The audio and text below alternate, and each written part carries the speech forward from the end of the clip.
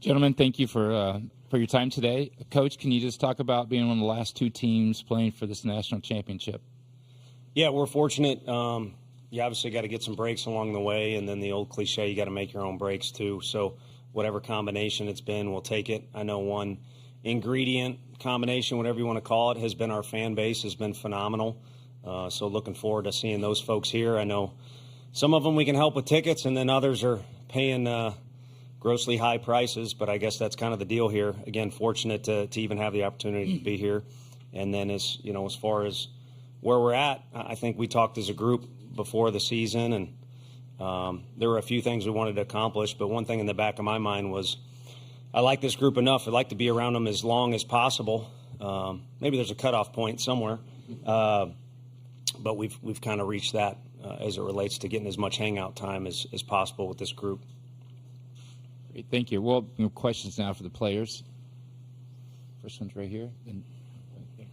Kirby, I'm curious, what was it like facing Tennessee and y'all's lineup back in the fall? No, it was definitely hard. You got a lot of guys 1 through 9, and then you got all the guys that that helped them get to where they're at right now. But no, it was tricky. You can't throw them anything because they can leave the yard whenever they want. So you're trying to help yourself out in the fall because you want to be able to throw in the spring. Howard Borden, KOBM Omaha coach, and Kirby and Kavares, congratulations to you in Tennessee for reaching the championship series. A quick question for Kirby and Kavares. It's kind of a two-part thing. Just the camaraderie of your ball club from fall ball to this point, maybe you could comment on that. And then just as student athletes and fans of the game, what do you like about A&M and their style of play as far as competing for the championship? And again, best of luck to you. As far as it goes with our team camaraderie, I think that started in the summer, which is something that was really big for us players returning. And we all talked to each other whenever we first came back from summer ball or just, a small break. And we decided that, we wanted to start hanging out with each other a lot earlier and kind of get that process going. And so whenever the season comes around, we're all moving together in one direction. Yeah, I think alongside with that from KT is, this group wanted to be together. We wanted to hang out, off the field, on the field, no matter where it was. We just always wanted to be together. And, it's shown all the way up until now. We got guys, going out to eat, doing everything they can to be with each other. And, as far as your one question, I think this is a SEC series that did not happen during the regular season, obviously. But I don't mean to speak for anybody else. Both sides are probably pretty happy it's at a neutral site. Their place has their own unique brand, how they do things, and you'd be remiss if you didn't say it gets rowdy in that ballpark. And then I guess you're only as good as your last game, so to speak. That Evansville game that Xander pitched in was absolutely bananas with our fans. So maybe it's best that it's on a neutral site. Questions for players? Right there. Wilson Moore from the Omaha World Herald. Kavares, being part of this lineup with 20 home run hitters, just 520 home run hitters, just how does that make your job easier? How does that help having that much depth in the lineup for you? I don't know if I would say it makes it easier because I think we're all competitive, and so if Dylan Dreiling, for example, hits a home run, then I'm kind of looking at him like, hey, you know what? I think I want to hit one too. Why don't you just have a good at bat? I was getting there. Okay. But whenever I actually get up to the plate, then I'm just thinking about having a quality at bat. His answers are a little more reserved than his little brother's. And he doesn't, I probably shouldn't say this till his time is done with us, but one of the main reasons we kind of stayed hot on the trail of KT was how likable his little brother was. He was much, younger then, but great family. So he did a good job in that interview. I don't watch much of that stuff, but I did watch that one. Question right here. KT, you talked about it being a point of emphasis in the summer to build that camaraderie. Why was that important to this team? Why did y'all feel like y'all needed to do that? Because in my personal opinion, I think team chemistry is something that outside of, just natural abilities, I think that plays a huge role in, how a team plays on the field. And I think the closer we got throughout the fall and throughout the season, I think it made it a lot easier for the freshmen to kind of make their adjustment a little quicker and kind of get a feel for what goes on and, how we approach every day at the field. Thanks. Good questions. Ben Peck, NBC College Station. Kirby, when you look at Texas A&M and how they take their at-bats, obviously they draw a lot of walks and get into a lot of deep counts. Just what makes it difficult from a pitching standpoint from what you've been able to see for pitchers to just put guys away and for them to be able to extend it and, cause some trouble for people? Yeah, they have a lot of competitive at bats. You mentioned a lot of walks, a lot of long at bats, but I think our main thing is we're going to do what we do. We're going to throw strikes and pound the zone. So like Coach A taught us, and we're going to go out there and let our defense play behind us. Ellie Williamson from the Players Lounge. This is for everybody, but 1951 baseball team. The last time the Vols were in the finals of the College World Series, they had Robert General Neyland throw the first pitch. If y'all had the choice or the ability to choose, who would you have throw the first pitch out? That's a tough one. I don't like committing to stuff, but right off the bat, it'd be pretty cool to have Rod Delmonico back in the mix. He's been a big help to us, but really the players that played for him, including one that's here now and Chris Burke, have just guided us because each place is unique. Texas A&M is different than Tennessee. There's different ways to do it. There's different ingredients. And a lot of the players from those eras have been great to us as far as just letting us know what works, what doesn't. And they've been supporting us through thick and thin. And I'm glad that they get to watch our guys compete in a situation that they are in this weekend. Who you got? You got it. I'll just say Chris Burke. I'll go Todd Helton.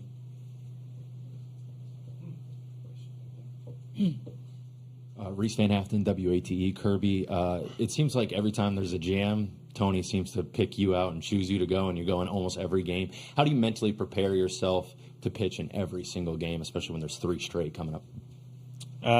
Just take a lot of time in recovery. Our nutritionist, Beth, and our strength and conditioning coach, Q, have done a great job for us, helping us recover, making sure our arms are ready to go and, we're hydrated. And I think that's a big thing. And then having the trust from Coach V. Kavares, how would you describe the mindset of the team these last 2 days going into the weekend, and what is the mindset as you all play for a national championship? I don't think our mindset's changed throughout the whole season, and that's just to take it one game at a time. And something that I know that we talk about a lot was in the fall. Coach V mentioned, and I might get it wrong, but there was this player who thought their whole goal for the whole season was to be locked in for every single pitch. And I think that's something that, for me personally, I have tried to do, and I've definitely talked to some of our other guys out there about that. And I think collectively as a group, I think we do that pretty well. This is for both the players. All right, so guys, we're talking about 1951. We're talking about Burke, and you guys are my age that were at Tennessee 30 years ago. What would it mean to finally be able to bring a baseball school a baseball national championship? That would be awesome. This is something that we've talked about, for my 5 years is, trying to win a national championship. And I think this group is, we've spent a lot of time together. We talk about, that's our main goal is try to win a national championship. And, we get to a 3-round fight this weekend and try to be the first team to win 2 games.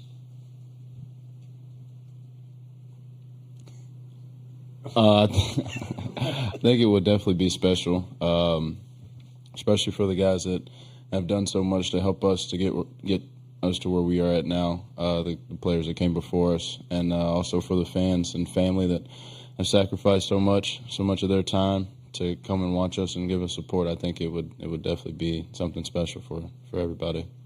I appreciate if I could chime in. I appreciate you calling us a baseball school is what I wanted to say, but over the years it's been a lot of everything school. It's been a school that people are very loyal to. So I think regardless of how these guys have done, especially him because he's been with us so long, it's been pretty incredible how positive people are and how loyal they are for being in the SEC. Because most people are only as loyal as, as the winds go by. So it's been an everything school, and I think if I was to answer the question on the whole, not selfishly, throwing out the first pitch, if you get one pick, is Pat Summitt. And I think as I've gotten to – me and Frank went to lunch one time with a former worker who helped out the women's basketball team, said the only topic we're allowed to talk about is Pat stories. And as you go on, the banners are cool, but it's not what everybody talks about. It's how she went about her business and what type of character she instilled in the players. Pretty awesome. So I think that's what her championship was, despite all the banners. And then a byproduct was a whole hell of a lot of wins because she was a winner.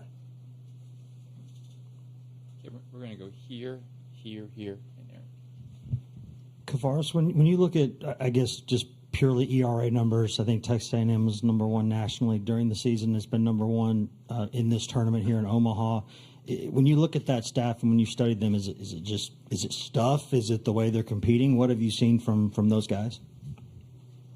I will just say they're competitors. They're playing the national championship, and they're also playing in the SEC. So, I don't think they just got there by luck. I think they're really good competitors.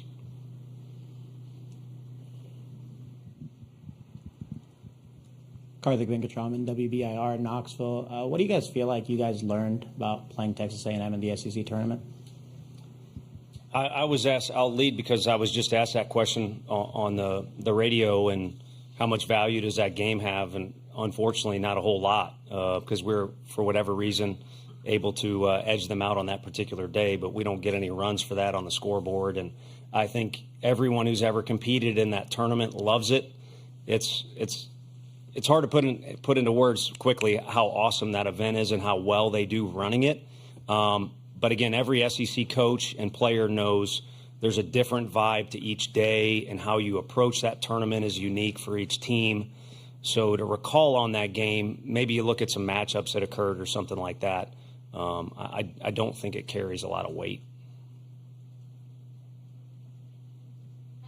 Paige Dower, full disclosure. Kavares, in these games where there's not a shortage of pressure, how much do you look to guys like Kirby and Xander to maybe keep the dugout loose? I think at this point, I think it's just something that is just a given that's going to happen. I think all season, every game that I can remember, at least, our dugout has been how they always are, just acting a little bit crazy, and I think Kirby plays a good part in that. So does Xander. Eric Olson with the Associated Press. Kirby, you being the gray beard of the group. Out of us three? I like that. Yeah. When you look back at the journey you've been on to get to this point, could you comment on the range of emotions? You guys lose the Super Regional to Notre Dame a couple of years ago. You've been here and went, I think, 1-4 in the last two appearances. The range of emotions, did you think you'd get to this point after kind of all that frustration? No, it's been a lot of ups and downs. Really good seasons, some rough seasons, and then, finally pulling out last year, getting to where we were. No, it's definitely been a lot. The past 5 years has just been truly amazing. And then, for the last ride, I guess you could say, trying to get to where we are right now and, trying to win. A last question for the student athletes. Katie, I know your family's here. Everybody else knows your family's here now after yesterday. But Kirby, I apologize. I don't know if your family's here. But just with the struggle it is to get here for them with the ticket prices and all that, just what does it mean to be able to play in front of them this week? I think it means the world to me because last year we were here. They weren't able to make it because my little brother was playing baseball. So, yeah, I think it definitely means the world to me to know that after every game, win or lose, they'll be there to support me and have my back. Yeah, so my family was here for the first two games. I actually banned my middle brother from coming to any games because we'd always lose when he showed up. But no, he's finally making the trip up from Missouri this year, or Mississippi. I don't know why I said Missouri. Mississippi. So everybody will be here. They're actually going to try to come to practice today if they'll let them in. Gentlemen, thank you very much. Best of luck and enjoy the run. Thank you. Thank you. We good? You guys are Yeah, I mean, you're done. I don't know if you're good. You guys can go. Oh, okay. Yeah. You sure you don't want us to sit? Not really. Okay, No. good. Don't worry, Katie. I'll get your chair.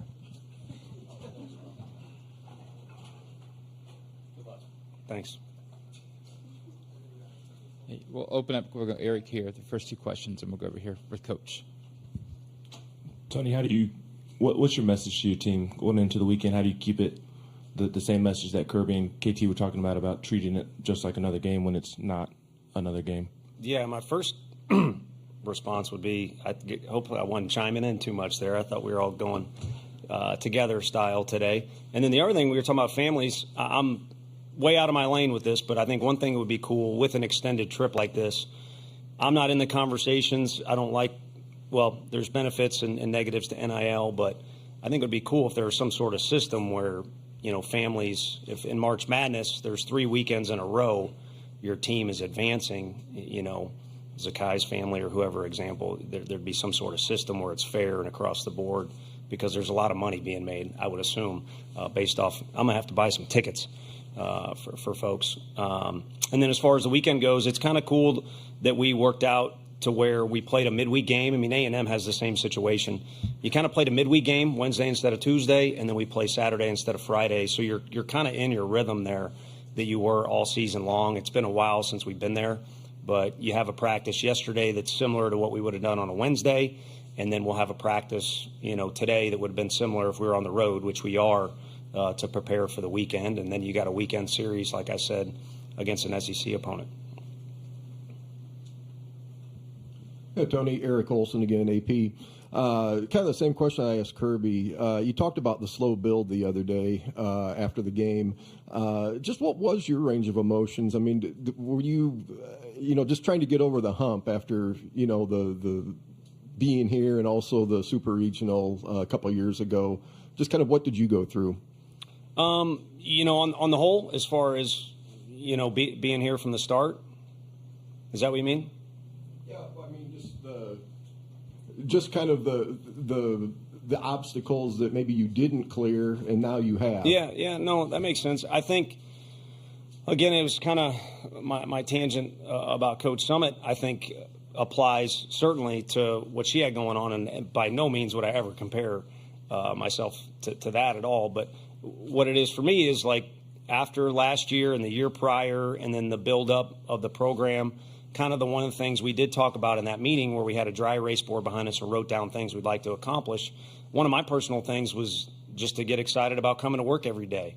And in tough situations like we were in at Florida State, feel really, really good about the group that you're with, that you can overcome anything. And if you happen to not overcome it or the game ends and the scoreboard doesn't work out in your favor, you can kind of look around the group and feel good.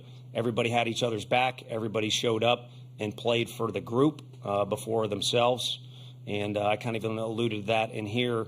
Going into that first game, we had a little more time than we thought we would in one of the smaller locker rooms. So it's tight. And it just took a moment to look around the room, and it's like we're going up against arguably the best pitcher in Arnold in this deal. And, again, I know others would argue. I don't like the fact he's throwing against us, but I like this group I'm looking at right now. We'll do battle with this group and have fun with this group with a loose dugout any day of the week. And so that's kind of, to me, where the achievements have come this year. Okay, a couple questions on this side. Eric Kane, VolkWest.com. Tony, how is Hunter Endersley progressing, and do you expect him to be back in the outfield tomorrow, or is it kind of a TBD? Yeah, today will have a lot to do with it. So, maybe a quick blurb for you afterwards on how he looks. And I think he could go out there. It's just a matter of matchups, and we feel good about our depth, too. There's other guys who can play the outfield and play in different spots. So we don't want to push it, but at the same time, he's our guy, so we want him in the lineup in some capacity. But I think there's a lot of time between now and first pitch tomorrow, so hopefully that'll benefit him. Tony, kind of going off of your point earlier, talking about Pat Summitt and obviously rebuilding a program, there's this picture of you from, I think, maybe one of your first summers here at like that picnic table, the lemonade stand, to where you are now. The team obviously, calling this journey surreal. Has this journey for you, though, sunk in from like where you came in to where you guys are now? A little bit because of last night. So the timing of that question is interesting. Normally I would say no. It kind of goes by fast and you're caught up in the moment so much. And here is such a unique combination of downtime and obligations. But last night I checked my phone before I go to bed, and on the little iPhone they send you like 5 or 6 pictures, which are kind of scary. Some of the ones you get. But I got one of me and my dad on the field, and it's natural grass, and there's nothing but a bunch of trees in left field. You can't even tell that there's any porches. And so I sent it to our video coordinator, Coach McCann, and we had a back and forth about all the things in year one that were there that are not there now. So, again, the timing is pretty interesting and took a moment to do that. And it's been fun. And like our stadium, I wouldn't want it any other way. We've had this kind of steady progress. There hasn't been one big upshoot in anything in particular, but it's been this steady progress, maybe maturing a little bit to where you don't do lemonade stands, and we have more fans to where you don't have to do lemonade stands. So, yeah, it's fun to make progress, and as they say, the journey is kind of what it's about. It's been a fun journey in particular this year. We have 1, 2, 3, 4, 5. We got probably the last 6 questions here. Tyler Shaw with KBTX in College Station. Tony, you said you liked your lineup and your group, against anybody. What have you seen from A&M's pitching staff and the way they've been playing, especially this Men's College World Series? And how do you like that matchup? Yeah, I mean, in that particular instance, looking around the locker room, you're looking at all kinds of guys. I'm reflecting back there. I'm just kind of talking about our group being good about competing against anybody. But obviously, you get into matchups with our lineup, and it's like, man, Florida State, and then Florida's younger guys are getting more experience, which A&M shut them down. And you got the most dangerous guy, him and Charlie. I don't include our players in any of that, in CAGs. So they're capable of shutting down anybody. And then again, you get to this point, every lineup, I feel like ours and theirs can get you from any one spot. And there's, a lot of uniqueness to each lineup, too, where there's a variety of ways that they can get you. And I feel we're included in that group. But, we're going to have to go up against Prager. It'll be the second time. And he's given a lot of people fits, either a lot of strikes out of him, but also gets guys to chase out of the zone a little bit. And he's, at this point in our league or the ACC too, you got about as much experience as you're going to have. He's already thrown on that mound out there. So it's up to us to put our best foot forward, or just put ourselves forward, stay true to who we are, and he'll be trying to do the same thing. And then you look at the guys that are available afterwards, or better yet, look at the way they've gone to the bullpen in the postseason. He's not afraid to go to the bullpen early because he knows he's got weapons down there.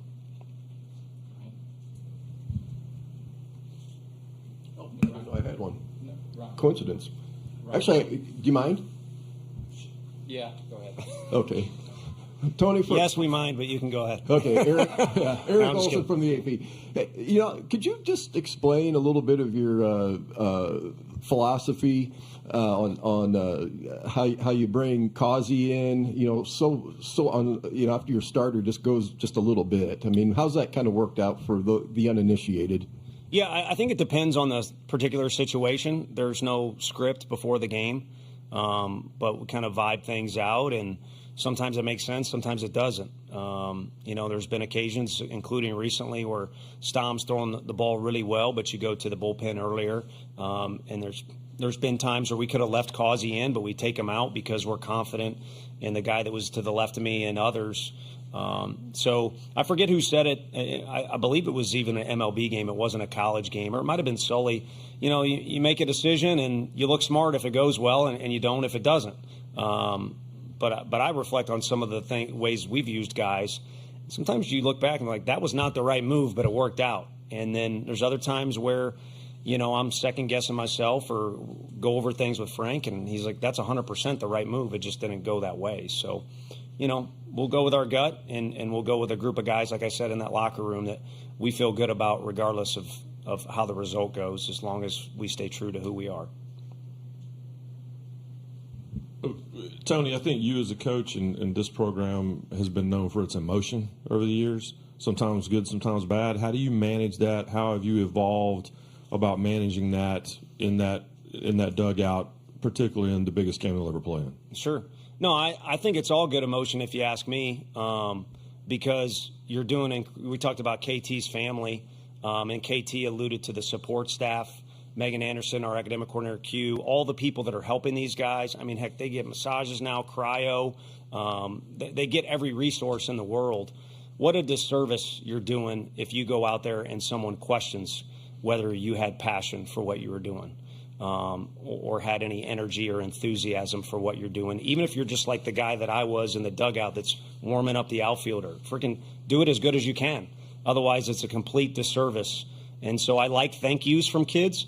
But you all know it too, either that are parents or just a friend.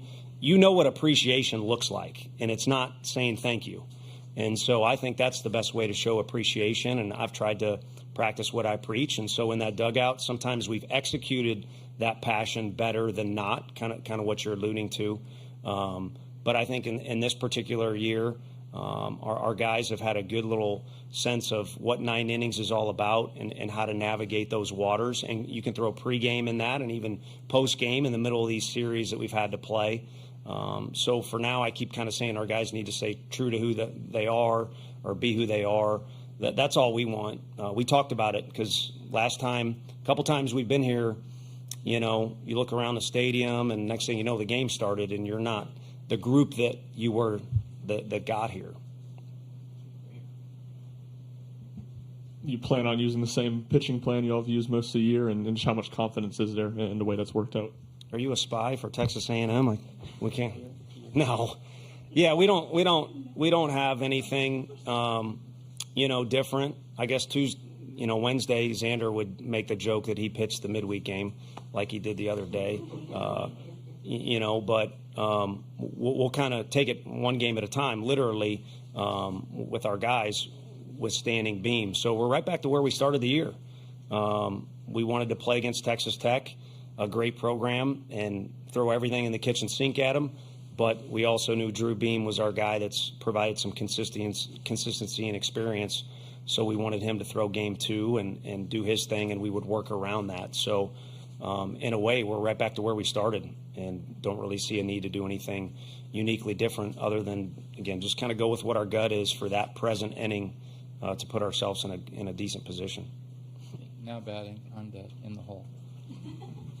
Jacob Richmond, Lone Star Live. Coach, could you talk a little bit about your time at TCU working under Coach Schloss and maybe if there's anything that kind of stuck with you that got you here to this point today? Another thing, that timing is good because this morning I was talking at breakfast.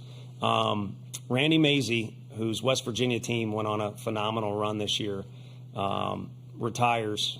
Baseball got worse without him around, but he'll still be around, and he's way over opinionated, so he'll always have opinions. But yeah, in Fort Worth, we shared an office, and Coach Schlossnagle was down the hall, and me and Mays shared an office. His back of his chair was right here, and the different projects and ideas and things he had were they helped me along the way. It was a good education, and then also some of the stuff he did was incredibly dumb. He tried to teach himself to be a stockbroker and things like that. So it was interesting. And then the other thing I can speak to is this common theme I've been throwing out about stay true to your roots. Went from Missouri, which there was a lot of success thanks to guys like Max, and Coach Jay was very good to me, but it was time to, first of all, it was nice to get south of the Mason-Dixon line. But the first month there, I was honestly miserable because in my head I thought TCU had just played in Omaha and Missouri has never done that. So I got to do something different. And ended up kind of, it was like Talladega Nights. I had a pretzel in my head. And come to find out, if I would have just started that month and started that year and been who I was, which is certainly not perfect, I think things would have started off better. But all in all, it was, I felt like things went well, and it was nice to go into the SEC, no doubt about it, but I knew there was some talent being left behind and would miss out on some success. And I'll be dang if Boomer White didn't get a bunch of hits and prove that theory right. Now he's an Aggie too. The Bryan College Station Eagle, Coach. When you saw that it was going to be Schlossnagle and the Aggies in the finals, what thoughts, emotions came with that, with a guy you had a relationship with?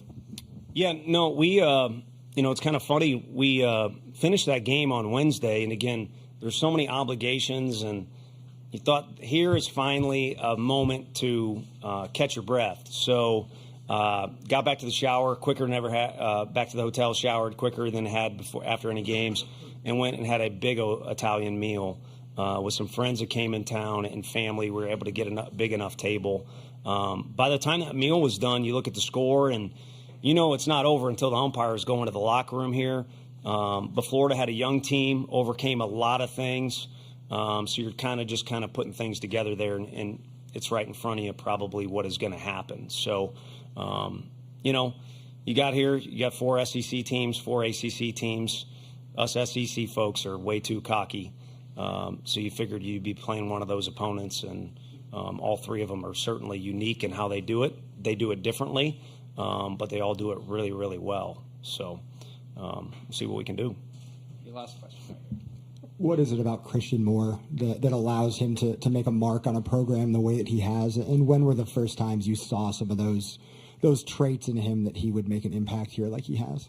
Yeah, no, I think that attitude that we talked about, I guess that's the theme, and that's understandable. Everybody's entitled to their opinion, but again, I said I wish people would have kept track of our first year. Maybe you all did. You guys covered us with a lot of hustle. There was a lot of we took a lot of abuse on our field and other fields too, either on the scoreboard or across the way. We were bullied is the easiest way to say it, and no one wanted that feeling again, and not just in SEC but non-conference play. So I guess you have to bow up in that situation, and that's what a lot of players did, and it worked for us. And it wasn't certainly something, again, on a PowerPoint or dry erase board, but, we wanted to play with some attitude and a chip on our shoulder, because look at who we're going up against, the in-state players of Florida, the fans in the stadium, and tradition and in-state players at Texas A&M, so on and so forth. So that recipe's been there, and our best players have had it. Now, some do it differently. Gilbert really wears it on his sleeve. Jake Rucker, it's kind of more internal, but he got it. And, I think Simo has a ton of that. And the older players his freshman year had to coach him how to rein it in. And Trey Lipscomb was a tremendous big brother figure for him. And when he started taking that coaching and making those adjustments to make his strengths rather than weakness, is when you saw that something could really come along. And then the last thing I'd say is he goes through his freshman fall, and guys start comparing him to Andre Lipsius and the way he thinks through situations and is kind of a puzzle solver. That goes pretty well with that physique that he's gifted with. Coach, thank you for answering questions. Real quick, though, we're going to bring Coach Schlossnagle in here. We're going to take a photo with you two with the trophy. Okay, sounds good. Where am I going for that? Just right here.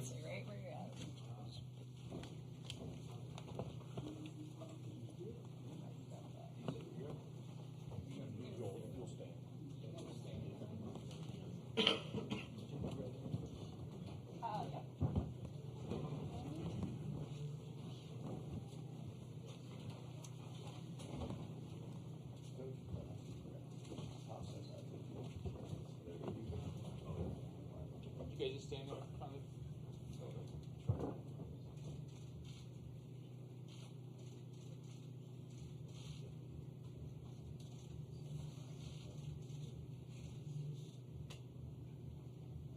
John, we got it. You guys mind giving us another handshake, please?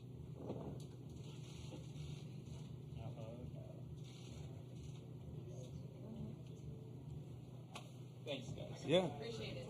If I was Gene Stevenson, we would have went in there a little aggressive. Digging deeper. He was very well known for that. Still is. Am I staying? He was. So Frank went and poured water on his hand one game and said the water was something else.